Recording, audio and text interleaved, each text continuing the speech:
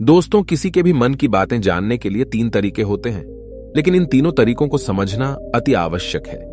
यदि आप इन तीनों तरीकों को समझ लेते हैं तो आप किसी के भी मन की बातें बड़ी ही आसानी से जान सकते हैं, समझ सकते हैं। तो चलिए इसे एक बुद्ध कहानी के माध्यम से समझते हैं कि किस तरह से आप दूसरों की मन की बातें जान सकते हैं, समझ सकते हैं। बहुत समय पहले की बात है, एक छोटा सा गांव था। उस गांव में 2 भाई रहा करते थे। बड़ा भाई अंधा था, जिस कारण वो हमेशा घर पर ही बैठा रहता था, और छोटा भाई खेती किया करता था। लेकिन खेतों में अधिक जानवर आने से पूरी फसलें नष्ट हो जाती थीं, जिस कारण छोटा भाई बहुत परेशान हो चुका था। तभी उसे एक तरकीब सूझी। एक दिन उसने सोचा, खेतों में से इन जानवर को भगाने के लिए क्यों ना मैं अपने बड़े भाई की मदद लूं। वैसे भी बड़े भैया अंधे हैं, अगर वह खेत में बैठे रहेंगे और जानवरों की आहट आने पर वो उन्हें जोर से चिल्लाकर भगा सकते हैं, जिससे हमारी फसलें बच सकती हैं। इसलिए उन्हें मैं खेत में बिठा देता हूं। ये सब सोच विचार करने के बाद उसने अपने खेत में ही एक छोटी सी झोपड़ी तैयार की और अपने अंधे भाई को उस खेत में बिठा दिया और उनसे कहा, भैया, यदि कोई जानवर की आहट आपको सुनाई दे तो आप जोर जोर से चिल्लाना। यह सुनकर वो जानवर यहां से भाग जाएंगे और हमारी फसलें नष्ट होने से बच जाएगी। बड़ा भाई अपने छोटे भाई की बात मान लेता है और वो उस दिन से खेत में ही रहना शुरू कर देता है। जब भी किसी जानवर की आहट उसे सुनाई देती तो वो तुरंत जोर जोर से चिल्लाना शुरू कर देता, जिससे वो जानवर उसके खेतों से भाग जाते। ऐसा करते करते कई दिन बीत चुके थे। तभी एक दिन उसके खेत में एक हिरण भागता हुआ आता है और वह खेत के बांध को तोड़कर वहां से भाग गया। लेकिन उसी हिरण का पीछा करते हुए एक राजा भी उस खेत में आ पहुंचा। तभी राजा की नजर उस अंधे भाई पर पड़ती है। राजा उस व्यक्ति से कहता है, देखो, मैं यहां पर एक जानवर का पीछा करते हुए आया हूं। क्या तुमने उस जानवर को यहां पर देखा है? इस पर वो व्यक्ति कहता है, हे राजन, मैं तो अंधा हूं, मैं भला किसी जानवर को कैसे देख सकता हूं। लेकिन मैं आपको इतना जरूर बता सकता हूं कि जो जानवर मेरे खेतों से होकर भागा है वो आपके लायक नहीं है। आप उसके पीछे अपना समय यूं ही व्यस्त कर रहे हैं।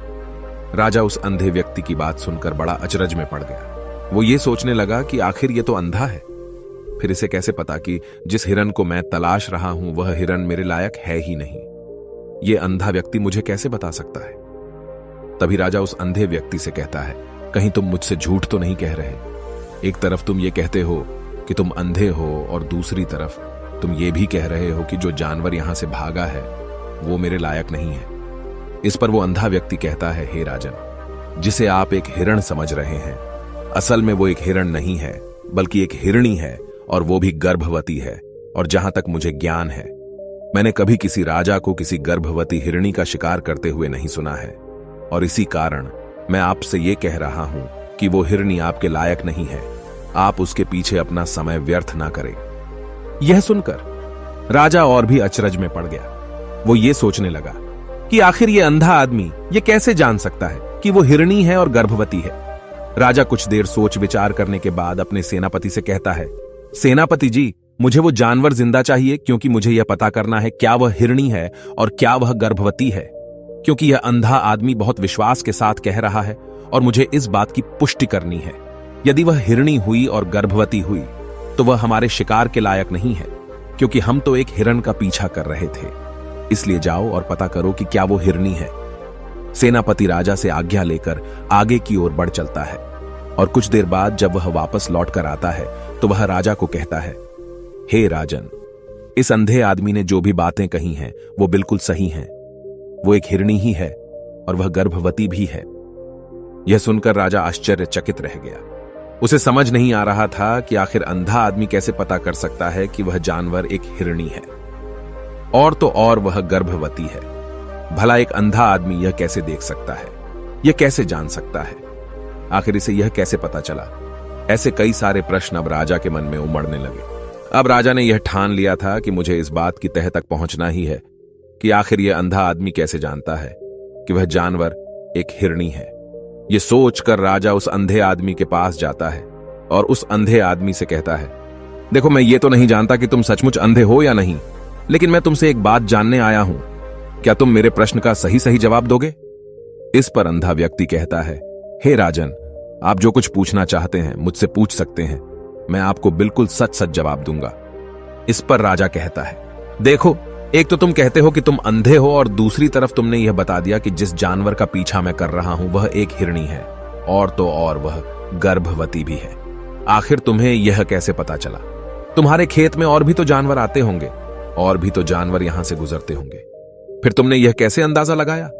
तभी वह अंधा व्यक्ति राजा से कहता है, हे राजन, आप जिस हिरणी का पीछा कर रहे थे वही हिरणी जब मेरे खेत में आई, उसकी रफ्तार और उसके भागने की आहट से मुझे यह एहसास हो चुका था कि यह एक हिरणी है, और मेरे खेत की जो बांध है वह बहुत छोटी है, उसकी ऊंचाई ज्यादा नहीं है। यदि कोई हिरण होता तो उस बांध को बड़ी आसानी से लांघ जाता, लेकिन वह हिरणी इस बांध को तोड़कर भागी है, और यदि वह इस बांध को छलांग लगाकर पार करने का प्रयास करती तो इससे उसके बच्चे को खतरा होता, और इसी बात से मैंने यह पता लगा लिया कि वह गर्भवती है। इस कारण वह ज्यादा ऊंची छलांग न लगाकर मेरे खेत की बांध को तोड़ते हुए भाग गई। इस पर राजा के मन में एक और प्रश्न उठा। राजा ने कहा, किंतु तुम्हें कैसे पता चला कि वो एक हिरणी ही है, और भी तो कोई जानवर यहां पर आ सकते हैं? इस पर वो अंधा व्यक्ति कहता है, हे राजन, मैं पूरा दिन सुबह शाम यहीं पर बैठा रहता हूं, और मेरी सुनने की शक्ति बहुत तेज है।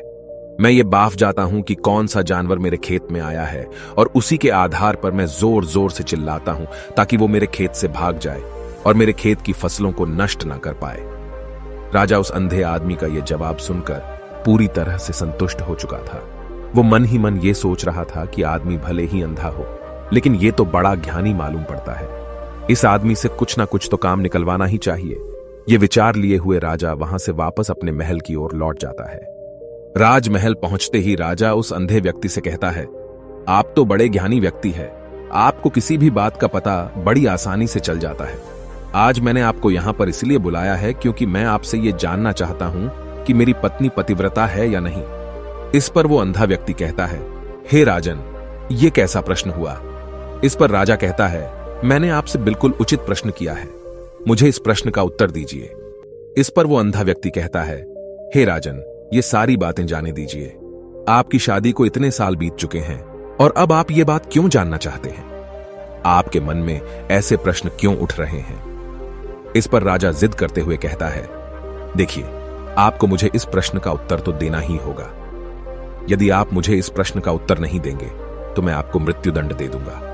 राजा के मुख से यह बात सुनकर वो अंधा व्यक्ति कहता है, हे राजन, यदि आप इस प्रश्न का उत्तर चाहते हैं तो उसके लिए आपको मेरा एक काम करना होगा। राजा कहता है, बोलो, मुझे क्या काम करना होगा? इस पर व्यक्ति कहता है, इसके लिए आपकी पत्नी को मेरे साथ कमरे में अकेले छोड़ना होगा। उस अंधे व्यक्ति की यह बात सुनकर राजा पहले तो क्रोधित हो जाता है, लेकिन फिर कुछ सोच विचार करने के बाद वह उस व्यक्ति की बात मान लेता है और अपने सेनापति को आदेश देता है, सेनापति जी, इस व्यक्ति को और मेरी पत्नी को एक कमरे में कुछ देर के लिए अकेला छोड़ दे। सेनापति बिल्कुल वैसा ही करता है। अब राजा की पत्नी और अंधा आदमी एक कमरे में बंद हो चुके होते हैं। तभी वो अंधा आदमी राजा की पत्नी से कहता है, मुझे आपको छूना है। इस बात पर रानी अत्यधिक क्रोधित हो जाती है और उस अंधे आदमी को वो पकड़ पकड़ कर पीटने लगती है, कभी हाथों से तो कभी लातों से तो कभी पटक पटक कर। इस तरह से उन्होंने उस अंधे आदमी की खूब पिटाई की। उसके बाद किसी तरह से वह अंधा आदमी अपनी जान बचाकर वहां से भाग निकलता है और वह राजा के पास पहुंचता है और वह राजा से कहता है, हे राजन, आपकी पत्नी पतिव्रता नहीं है। यह बात सुनकर राजा अत्यधिक क्रोधित हो उठता है और राजा अपनी तलवार निकालकर सीधा अपनी पत्नी की ओर जाता है और क्रोधित होकर वह अपनी रानी से कहता है, रानी जी, आज मैं जो भी सवाल आपसे करने वाला हूं उसका मुझे सच सच जवाब दीजिएगा, और यदि आपने एक शब्द भी झूठ कहा तो मैं आपका अभी के अभी सर धड़ से अलग कर दूंगा। तभी आगे वह राजा कहता है, मुझे बताइए, क्या आप पतिव्रता हैं या नहीं? इस पर रानी कहती है, हे राजन, आप भले ही मुझे जान से मरवा दीजिए, लेकिन मैं पतिव्रता नहीं हूं।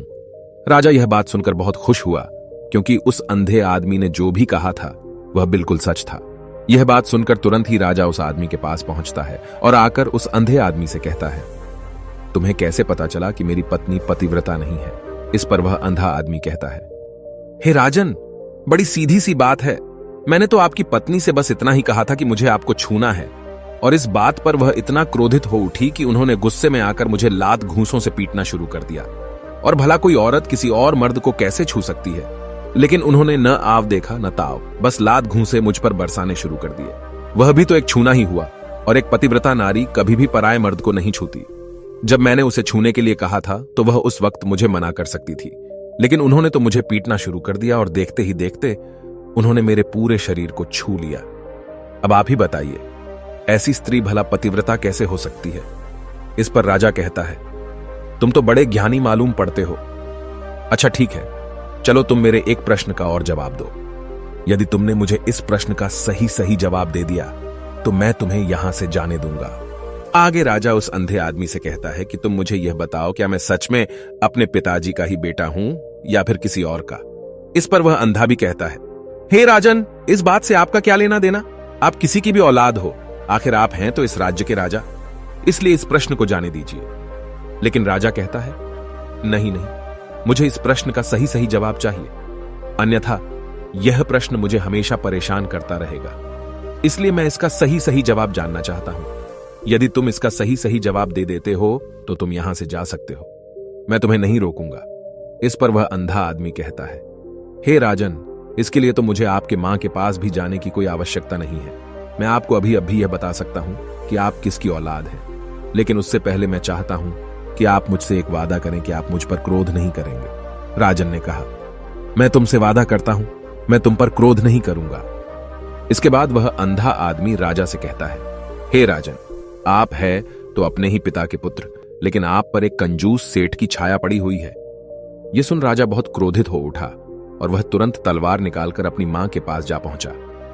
वह वहां पर पहुंचने के बाद अपनी मां से कहता है, मां, मुझे सच सच बताइए, क्या मैं अपने ही पिता का पुत्र हूं या नहीं? यदि आपने मुझे सही सही नहीं बताया तो वह यहीं पर अपने प्राण त्याग दूंगा। मुझे बताओ क्या सच है? इस पर उस राजा की मां कहती है, बेटा, तू है तो अपने ही पिता का पुत्र, लेकिन तुम्हारे ऊपर एक कंजूस सेठ की छाया पड़ी हुई है।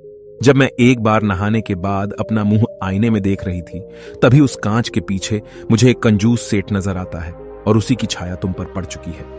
यह सुन राजा बहुत खुश हो जाता है और वह तुरंत दौड़ा दौड़ा वापस उस अंधे आदमी के पास पहुंचता है और उस अंधे आदमी से कहता है, तुम्हें यह कैसे पता चला कि मुझ पर एक कंजूस सेठ की छाया पड़ी हुई है? इस पर वह आदमी कहता है, हे राजन, आपने मुझसे कई सारे सवाल पूछे जिनका जवाब मैंने आपको सही सही दिया है। यदि कोई और राजा होता तो मुझे इसके बदले में ढेरों सारे इनाम मिल चुके होते, लेकिन अब तक आपने एक फूटी कौड़ी तक नहीं दी है। इस बात से ही मैंने अंदाजा लगा लिया था कि आप बहुत कंजूस हो। यह बात सुनकर राजा जोर जोर से हंसने लगा और कहता है कि आप जो भी मांगेंगे वह मैं आपको अवश्य दूंगा, लेकिन मुझे यह बताओ कि तुम्हें कैसे पता चल जाता है कि कौन सी बात सही है और कौन सी गलत? तुम किसी भी बात का इतना सटीक और सही जवाब कैसे दे पाते हो? इस पर वह अंधा आदमी कहता है, हे राजन, मैं तो वैसे ही अंधा हूं। यदि मेरी आंखें होती तो मैं किसी की भी मन की बातें बड़ी सरलता से जान लेता। मन की एक भाषा होती है और यह भाषा मनुष्य के शरीर के व्यवहार के रूप में देखी जा सकती है। उसकी आंखों से, उसके होठों से, उसके काम करने के तरीके से, उसकी क्रियाओं से पता किया जा सकता है कि उसके मन में क्या चल रहा है। उसके आधार पर हम किसी के भी मन की बातें जान सकते हैं, लेकिन मैं तो अंधा हूं, मैं देख नहीं सकता, इसलिए मैं क्रियाओं से देखता हूं। यदि मुझे कोई बात जाननी हो तो अगले आदमी को कुछ काम देना पड़ता है, जिस पर वह व्यक्ति किस प्रकार काम करता है, किस तरीके से इस काम को करता है, उसके आधार पर ही मैं यह पता कर पाता हूं कि उसके मन में क्या चल रहा है। तभी वह राजा कहता है, तो क्या इसका अर्थ यह हुआ कि मैं भी किसी के मन की बातें जान सकता हूं? इस पर वह अंधा आदमी कहता है, हे राजन, अवश्य आप भी किसी भी व्यक्ति के मन की बात जान सकते हैं, किंतु उससे पहले आपको अपने ऊपर काम करना होगा, और वह काम है अपने मन को शांत करना, अपने मन को वर्तमान में लाना होगा, जिसके लिए मैं आज आपको 3 तरीके बताने वाला हूं। और ये तीनों ही तरीके बड़े ही आसान और सरल हैं, किंतु हे राजन, उससे पहले आपको एक काम करना होगा, अपने मन को एकाग्र करना होगा। जब हम अपने मन को एकाग्र करते हैं, अपने मन को वर्तमान में लाते हैं, तो हम दूसरे के मन की बात जान सकते हैं, क्योंकि वह आदमी अभी भी अपने मन में वर्तमान में ही सोच रहा है, और हमें भी मन को वर्तमान में ही लाना होगा, तभी हम उसके मन की बातें जान सकते हैं। यदि हम अतीत में हुई घटनाओं के बारे में सोच रहे हैं, तो वह जो अगला आदमी वर्तमान में सोच रहा है, वर्तमान में अपने मन में बात कर रहा है, वह हम कैसे जान पाएंगे? क्योंकि हम तो अतीत की घटनाओं में डूबे हुए हैं। इसलिए किसी के भी मन की बात जानने के लिए सबसे पहले हमें हमारे मन को एकाग्र करना होगा, उसे वर्तमान में लाना होगा। आगे वह व्यक्ति राजा से कहता है, हे राजन, जो 3 तरीके मैं आपको बताने वाला हूं, इन 3 तरीकों से बड़ी आसानी से किसी के भी मन की बातें जान सकते हैं। उसके बाद वह अंधा आदमी राजा से कहता है, हे राजन, जो सबसे पहला तरीका है वह है आंखों पर ध्यान देना। किसी व्यक्ति से बात करते वक्त उसकी आंखों में देखना, उसकी आंखों पर ध्यान देना जो सबसे ज्यादा जरूरी है, क्योंकि आंखें बोलती नहीं पर बहुत कुछ कह जाती हैं। यदि हम किसी व्यक्ति की आंखों के इशारों को समझना सीख जाएं, हम यह जान पाएंगे कि व्यक्ति के दिमाग में क्या चल रहा है, वह क्या सोच रहा है और अभी वह क्या करने वाला है। मेरे पास आंखें नहीं हैं, लेकिन मैंने अपने गुरु से यह विद्या सीखी है, क्योंकि बहुत सालों पहले मेरे पास आंखें थीं और मैं उस वक्त लोगों के मन की बातें केवल उनकी आंखों से ही जान लेता था। इसलिए यदि आप भी दूसरों की मन की बातें जानना चाहते हैं तो आपको भी उनकी आंखों पर गौर करना चाहिए, जैसे कि उनका आकार कैसा है, वह कब, कहां और किधर देख रहे हैं। यदि उसकी आंखें यहां वहां घूम रही हैं, जब आप उससे बातें कर रहे हैं तो वहां वह इधर उधर मोड़ रहा है, कभी ऊपर तो कभी नीचे या कभी आसपास, या फिर उसकी आंखें खुश नजर आ रही हैं या फिर आंखें निराश नजर आ रही हैं, जैसे कि चोर होता है। उसकी आंखों में जब हम देखते हैं तो हमें यह पता चलता है कि अगले आदमी ने कोई गलती की है। ठीक उसी प्रकार जब हम किसी चालाक व्यक्ति की आंखों में देखते हैं तो आपको पता चलेगा कि उसकी आंखों में एक भाषा होती है। एक बहुत ही सीधा और आसान तरीका होता है। यदि आपको यह पता लगाना है कि सामने वाला व्यक्ति आपसे झूठ कह रहा है या फिर सही, तो आपको उसकी आंखों पर ध्यान देना अति आवश्यक है। यदि आपसे बात करते वक्त वह व्यक्ति अपनी आंखें यहां वहां घुमा रहा है, ऊपर नीचे, इधर उधर, दाएं बाएं, हर जगह देख रहा है, तो इसका अर्थ यह हुआ कि वह उस बात से निकलने का कोई रास्ता ढूंढ रहा है, वह कोई झूठ बना रहा है। यदि सामने वाला व्यक्ति आपसे कुछ झूठ कहने का प्रयास कर रहा है तो वह आपसे नजर नहीं मिलाएगा। वह यहां वहां देखेगा, ऊपर नीचे देखेगा, लेकिन वह आपकी आंखों में आंखें डालकर कभी नहीं देख पाएगा, क्योंकि उसे डर है कि यदि उसने आपकी आंखों में आंखें डालकर देखी तो उसका झूठ पकड़ा जाएगा और लोगों को सच्चाई का पता चल जाएगा। और इसी प्रकार कुछ और भी भाषाएं होती हैं। जब आप किसी की आंखों में आंखें डालकर यह देखना शुरू कर देंगे कि उसके हाव भाव क्या है, ठीक उसी प्रकार चेहरे के हाव भाव होते हैं, जिससे हम मन की बातें बड़ी आसानी से समझ सकते हैं और इन्हें भी समझना बहुत जरूरी है। कभी कभी कोई व्यक्ति अपने चेहरे से जैसे आंख, होंठ और बहुत से कुछ अलग अलग व्यवहार करता है। यदि आप किसी व्यक्ति के चेहरे में गौर करेंगे तो आप आसानी से समझ पाएंगे कि वह व्यक्ति निराश है, जब व्यक्ति बहुत उदास है, या फिर वह बहुत खुश है, या फिर उसे कोई बहुत बड़ा दुख है। वह अपने अंदर क्या महसूस कर रहा है, ये सारी बातें हम उसके चेहरे के हाव भाव से पता कर सकते हैं। फिर चाहे इंसान जुबान से कुछ बोले या ना बोले, लेकिन आप उसके चेहरे से सब कुछ पता कर सकते हैं। आगे व्यक्ति राजा से तीसरा तरीका बताते हुए कहता है, हे राजन, इसी प्रकार तीसरी भाषा भी है, अर्थात तीसरा तरीका भी है, और वह है हाथों के इशारे और शरीर का व्यवहार। मन की बात समझने के लिए हमें हाथ के इशारे और शरीर के व्यवहार को समझना बहुत आवश्यक है। कोई व्यक्ति जब बात करता है तो आपने देखा होगा कि वो अपने हाथों को हिलाता रहता है, अपने हाथों से इशारा करता रहता है। बातों के साथ साथ अपना शरीर का जो व्यवहार है, अर्थात बॉडी लैंग्वेज, उसका भी पूरा उपयोग करता है, जिससे हमें यह पता चल पाता है कि वह व्यक्ति हमारी बातों पर कितना ध्यान दे रहा है और उसके मन में क्या चल रहा है। शरीर के व्यवहार को देखने के लिए उसके हाथ मटकाने, शरीर मटकाने और चेहरे पर बार बार हाथ लाने, हाथों का एक दूसरे से मसलना, ऐसी बहुत सी क्रियाएं होती हैं, उस पर हमें ध्यान देना अति आवश्यक है। मन की बात को समझने के लिए हमें शरीर के व्यवहार को भी समझना पड़ता है। यदि हम इन 3 तरीकों को सही तरीके से ध्यान देकर इन 3 तरीकों को अच्छे से समझ लेते हैं तो हम बहुत जल्दी किसी भी व्यक्ति के मन की बातें बड़ी सरलता और सहजता से जान सकते हैं। इसलिए यदि आपको किसी के मन की बातें जानी है तो आपको उसकी आंखों पर, उसके चेहरे पर, उसके शरीर के हाव भाव को और उसके हाथों को ध्यानपूर्वक देखना और समझना होगा, जिससे आप यह समझ पाएंगे कि आखिरकार उसके मन में क्या चल रहा है और वह क्या सोच रहा है। लेकिन उनसे पहले आपको अपने मन को एकाग्र करना होगा, शांत करना होगा और अपने मन को वर्तमान में लाना होगा। तभी आप उस व्यक्ति की इन सभी क्रियाओं पर ध्यान दे पाएंगे, उन्हें समझ पाएंगे। अन्यथा आप यदि अतीत की घटनाओं में व्यस्त हैं, भविष्य की योजनाओं में व्यस्त हैं तो आप उस व्यक्ति के हाव भाव पर कभी ध्यान ही नहीं पाएंगे और न ही आप कभी यह समझ पाएंगे कि आखिर उस व्यक्ति के मन में क्या चल रहा है, वह क्या सोच रहा है। आपने देखा होगा कि ऐसे कई बड़े संत महात्मा हैं जो बड़ी ही शांति से आपको देखते हैं और आपको देखकर ही ये बता देते हैं कि आपके मन में क्या चल रहा है, आप उनसे क्या जानने आए हैं। और इसका सबसे बड़ा प्रमुख कारण यही है कि वह आपको पढ़ सकते हैं, आपको समझ सकते हैं, आपकी मन की बातें जान सकते हैं, क्योंकि उनका मन एकाग्र है, शांत है। और यही कारण है कि वह आपके मन की बातें बड़ी सरलता से समझ जाते हैं।